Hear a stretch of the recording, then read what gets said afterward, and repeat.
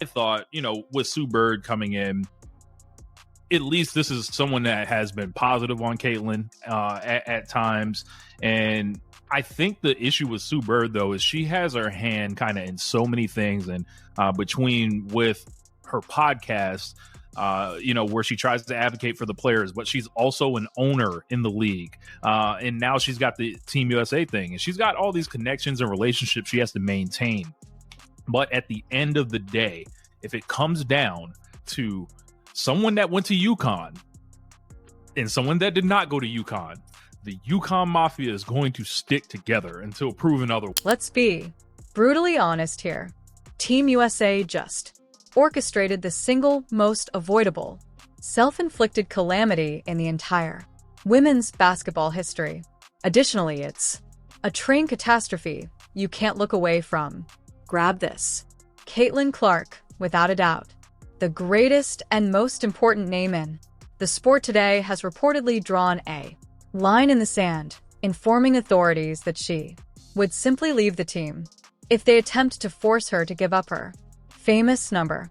In the background, the fabled Sue Bird is currently scurrying in a complete panic when attempting to tidy up this enormous mess. But let's face it, the damage might already be irreversible. This controversy is snowballing, becoming worse by the actual hour, as well as the consequences of this choice could significantly alter the landscape of the sport forever. Right now, I have to ask you, so put a comment below and share your thoughts with me about this. Would you walk away from the incredible honor of representing your country over a jersey number, or do you believe Caitlin is overreacting here? I honestly want to hear both sides of the debate. It becomes rather obvious that Team USA is attempting to make Caitlin Clark alter her notorious number 22 to anything else. So let's just get right to the point. The USA basketball team has recently attained a level of extraordinary self-destruction that, to be honest, I haven't observed in years of professional sports. They took the one player who single-handedly brought millions upon millions of new admirers in the realm of women's basketball, the individual whose name recognition completely outweighs most of the league combined, and warned her she couldn't wear the number that has been equivalent to her whole record-breaking career. Next, in a startling moment of ignorance, they startled as she basically revealed, "Fine, then I'm out," to them. A rush of several credible reports. During the December training camp preparations, authorities blatantly informed Caitlin Clark that she would not be allowed to wear a number only the number that she has worn since. When she was 5 years old, she was learning to game the number that fans all throughout the world recognizes her right away. The number that has become as iconic to her own brand as the number 23 is. To Michael Jordan, Caitlin's answer seemed to be quite clear and left no room for interpretation. If she is unable to wear her number, she's not showing up to camp. Forget about it. Completely stop. And Sue Bird, who serves as Team USA's managing filmmaker, is allegedly going insane, trying to figure out how this situation went out of control. And you know what? She obviously ought to be alarmed, because this isn't simply some trivial administrative mix-up or a simple scheduling conflict. This is an complete 5-alarm emergency that makes the entire organization look either astonishingly incompetent or, even worse, purposefully offensive. And allow me to tell you, neither one of those is a good appearance while you're attempting to keep your status as the premier women's worldwide basketball program. We haven't even made it to training camp yet. We have not even made it to the December 12th Women's USA Basketball Training Camp yet, and they are already This is the section of the anecdote that makes this whole event so mind-bogglingly ludicrous. The number 22. They didn't even take it seriously. No one At the training camp, someone else was wearing it. It was simply sitting there, available, entirely unused, waiting for its rightful owner. Consider that for a moment. They didn't have to compel. Caitlin will update her phone number to fix some form of dispute with another player or pay tribute to a veteran. They had a option. Additionally, they deliberately decided to create this issue from scratch. Air. And it's that particular decision that changes this from what might have been a simple logistics issue into something that looks and feels purposefully calculated. It seems like a power play meant to put Caitlin in her whereabouts. And believe me when I say that the fans, the media, and the public are totally not here for it. The moment of this mess couldn't possibly be worse either. This entire controversy erupted 2 days before Team USA's absolutely critical training camp in North Carolina, which was supposed to begin on December 12th. This camp was expected to be a great celebration, an event featuring more upcoming talents, such as Juju Watkins and Paige Balkiers. It was specifically intended to be a festival of the upcoming generation of amazing skill, a stunning display of American basketball's continued supremacy on the global stage. Instead, due to this one confusing choice, it turned into the setting for one of the most peculiar, most extremely needless disputes in recent history in sports, all because somewhere along the chain of command determined that Caitlin Clark, the most well-known player in women's basketball, needs to be deprived of her identity without cause, reason at all. Let me be completely 100% unambiguous regarding something, as this is the heart of the problem. Caitlin Clark's number 22 is, without question, the most recognizable number in all of women's sports at the moment. There is no disagreement. There is no counterargument to be made in this place. From the casual admirers who simply began observing the ardent fans of basketball who have followed the sport for many years, as everyone is aware, that number belongs to her.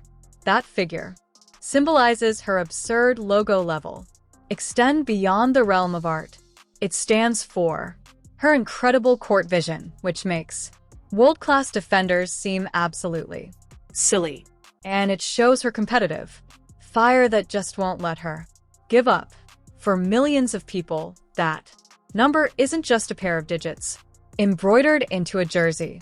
It's a strong, a visible representation of quality, depiction of everything she's accomplished, and an extremely significant component of her global brand. Additionally, Team USA glanced at all of that and decided she should wear number 17 instead. 17, a number with zero meaning to her, zero history, and practically zero relationship to Caitlin's empire. The sole potential importance of in this case, number 17, is that it's not that's it. That's the whole idea. Logistics was never the issue here. This was concerning control. This had to do with transmitting a message and letting Caitlin know that no matter how large she grows, the organization still makes the rules. Moreover, Caitlin's reply was a potent counter-message. Then you can make those rules without me. What makes this whole even more offensive is the context related to it, as this is not taking place in a vacuum. Each of us remember what happened just a time back when Caitlin was startlingly and astonishingly omitted the Olympic roster despite being the biggest, renowned in women's basketball and an established, undeniable ratings attractor. That decision alone brought up some quite important issues, questioning whether Team USA's leadership even grasped the cultural moment in a distant way they were living in. However, now that you mix that rejection with this coerced number shift, it begins to appear less similar to a string of discrete occurrences and more akin to a purposeful, intentional tendency of trying to downplay her enormous influence. Everywhere fans are connecting the dots, and it's not a lovely image. She is first ignored from the Olympics despite the fact that she enormous global attention to the athletics. Now she's being told to abandon the most identifiable portion of her own brand for practically no logical rationale. You see, it's not difficult to Comprehend the reasons behind the perception of Team USA might be profoundly uncomfortable with merely Caitlin's influence and power. She's bigger than the league. She's bigger than the program, and strong organizations don't always effectively manage it when the power dynamic changes so swiftly and drastically. Now, let's discuss Sue Bird's part in all of this, because she's in an unattainable position. As overseeing director, she is the one who selected this roster for training camp. Her whole job is to be responsible for controlling these high-level connections and constructing the nation's future program. But instead of focusing on basketball tactics, player growth, and guaranteeing global supremacy, she's absolutely trapped trying to contain a public relations disaster that her private company founded only on its own. Sources close to the situation say Sue's reaction has been swinging wildly between simple annoyance and severe frantic mode as she furiously looks, seeking any conceivable way to fix this without somehow exacerbating the situation. It's a mess, and she's in the center of it. And here's the terrible stone-cold reality that Sue Bird and the other members of Team the United States is currently learning the hard way. In this standoff, Caitlin Clark holds all the power, every last piece of it. She doesn't require validation from Team USA career or to solidify her reputation in the athletics. She's already completed it, and then some. She has broken records at Iowa that is unlikely to ever be affected again by herself. She has increased awareness of the WNBA and ratings on television. She has introduced a surge of new sponsors, media attention, and mainstream attention to women's basketball in ways that no athlete has ever achieved before her. So, you have to consider, what precisely does she benefit by compromising her own brand identify in order to take part in a program that obviously doesn't respect her suitably? Team USA, on the other hand, is completely at risk of losing everything if she walks away. They are defeated their greatest celebrity. They forfeit the enormous cultural significance that she provides. With her, they forfeit the millions of fresh folks who went up just to watch her play. They lose media coverage, enormous chances for sponsorship, and the whole story that American women's basketball is about to embark on a new golden era. Caitlin leaving would be an unmitigated catastrophe for them.